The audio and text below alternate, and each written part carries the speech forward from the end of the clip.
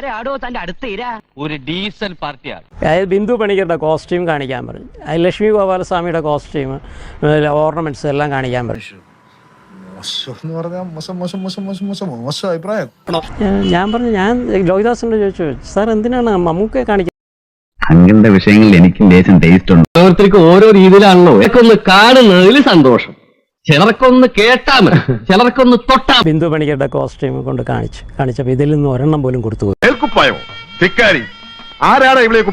ഏത് നല്ല കോസ്റ്റ്യൂം ഇട്ടുകൊണ്ട് ഒരു കോസ്റ്റ്യൂമർ നല്ലൊരു ഡ്രസ്സ് ഇട്ടിട്ട് വന്നിരുന്നാൽ പുള്ളിക്ക് പിടിക്കും. ഇന്ന് കൊടുത്തു കഴിഞ്ഞാൽ നിന്നെ ഞാൻ ഇന്ന് വൈകുന്നേരം പാക്കപ്പ് ചെയ്യും. മമ്മൂക്കയ്ക്കുള്ള കോസ്റ്റ്യൂം ഇച്ചിരി നല്ല രീതിയിൽ വരണം, ബാക്കിയുള്ളവരെല്ലാം താന്നിരിക്കണം എന്നുള്ള ഒരു പ്രകൃതി കെട്ടിപ്പിടിക്കുന്ന സീനും ഉണ്ടാവാം. അപ്പം നല്ല ഡ്രസ്സായില്ലെങ്കിൽ അയാൾക്ക് ബുദ്ധിമുട്ടാണ്, അലർജി. ബിന്ദുവായിരുന്നു ശരി, നായികയായിരുന്നാലും